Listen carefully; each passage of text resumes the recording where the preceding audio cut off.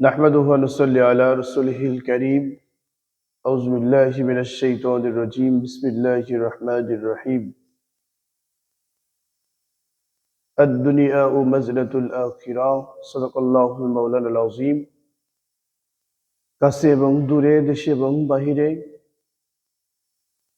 যে যেখান থেকেই আমাদের প্রোগ্রামগুলো দেখে থাকেন সবাইকে প্রাণ ঢালা শুভেচ্ছা অভিনন্দন সালাম আসসালামু আলাইকুম ওয়া রাহমাতুল্লাহ।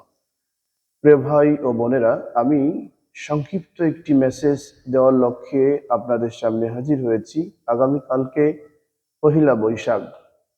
পহিলা বৈশাখ উপলক্ষে প্রচুর পরিমাণ বাংলাদেশের তথা বিশ্ব মুসলিম উম্মার ভুলের কারণে যে অর্থ ব্যয় করছি, আল্লাহ রাব্বুল আলামিনের কাছে কাল কিয়ামতের দিন জবাব দিতে হবে। যেমন মুসলমানদের বৈশাখ উদযাপন করতে হবে, এটা শরীয়ত ভিত্তিক নয়, অনইসলামিক।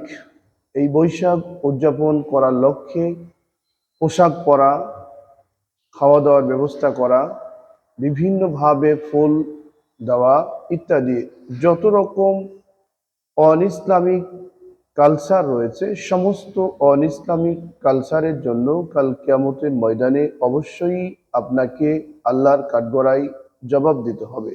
সেই জন্য আসুন আমরা দুনিয়ার সংক্ষিপ্ত জীবন থেকে পরকালীন জীবনের ইবাদত বন্দি করে আল্লাহর নৈকট্য অর্জন করে আল্লাহ রাব্বুল আলামিনের কাছে জবাবদিহিমূলক জীবন গঠন করে এই দুনিয়ার শেষ বিদায় নেওয়ার লক্ষ্যেই আল্লাহ রাব্বুল আলামিনের হুকুম মেনে চলি, বৈশাখ উদযাপন থেকে বিরত থাকি।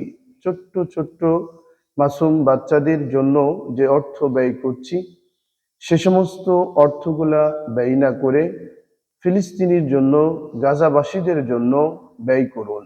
মুসলিম উম্মার পাশে দাঁড়িয়ে সহযোগিতা করুন। খ্রিস্টানদের পিছনে, অমুসলিমদের পিছনে সময় ব্যয় না করে, অর্থ ব্যয় না করে এখনই সময় এসেছে অন্তত এই বৈশাখ উপলক্ষে যত খরচ দেশ এবং দেশের বিভিন্ন মানুষ করবেন, সেগুলা আমরা ফিলিস্তিন এবং গাজাবাসীদের জন্য ব্যয় করার লক্ষ্যে সবাইকে বিনীত অনুরোধ রেখে আবারও বলছি, অনইসলামিক কার্যক্রম থেকে আমরা বিরত থাকি, আল্লাহ রাব্বুল আলামিনকে ভয় করে চলি, কাল কিয়ামতের দিন জবাবদিহিমূলক জীবন গঠন করি। এই প্রত্যাশায় সকলের জন্য দোয়া এবং শুভ কামনা রইল। আসসালামু আলাইকুম ওয়া রাহমাতুল্লাহ।